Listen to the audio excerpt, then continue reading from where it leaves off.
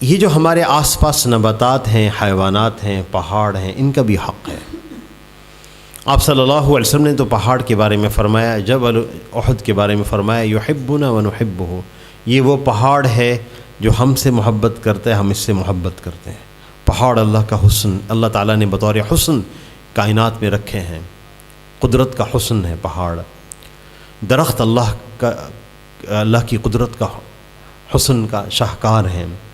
امن خلق السماوات والارض وانزل لکم من السماء ماء، کیا وہ جس نے آسمان و زمینوں کو پیدا کیا اور آسمان سے پانی اتارا، فانبتنا به حدائق ذات بہجہ، اور پھر پر رونق باغات اگائے، پر رونق درختوں سے بھرے ہوئے، پھولوں سے بھرے ہوئے ایسے اگائے۔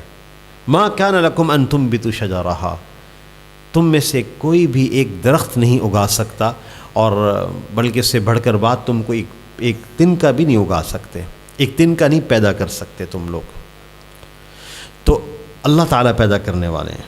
آپ جانتے ہیں کہ جب کوئی کلام تفسیر میں ہو، حدیث میں ہو، تو اس کی کئی جہتیں ہوتی ہیں۔ وہ جس کو ہم فقہی اصطلاح میں کہتے ہیں عبارت النص، اشارت النص، دلالت النص، اقتضاء النص، یہ ایک نظر کے کئی زاویے کہلاتے ہیں اصل میں۔ ایک زاویہ تو آپ نے سنا کہ اللہ نے آسمانوں اور زمینوں کو پیدا کیا، درختوں کو پیدا کیا۔ اقتضاء النص بھی یہاں پر کچھ ہے، اور وہ کیا ہے؟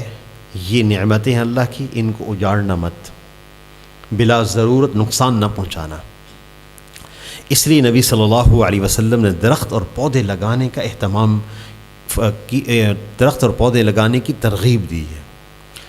آپ نے فرمایا ما من مسلم یغرس غرسا او یزرع زرعا، کوئی مسلمان کوئی کھیتی اگاتا ہے یا کوئی درخت لگاتا ہے تو اللہ جل اس سے پھر کوئی انسان اور حیوان کھا لیتا ہے کہ اس کا پھل اللہ تعالیٰ اس درخت اور کھیتی لگانے والے کو صدقہ کرنے کا اجر عطا فرماتے ہیں۔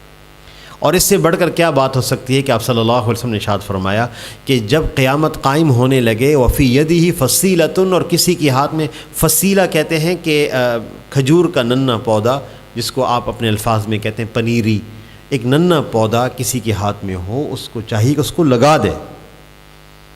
اتنا اہتمام کے ساتھ آپ نے اس کو بیان فرمایا کہ درخت اور پودے لگانے کا اہتمام کرو۔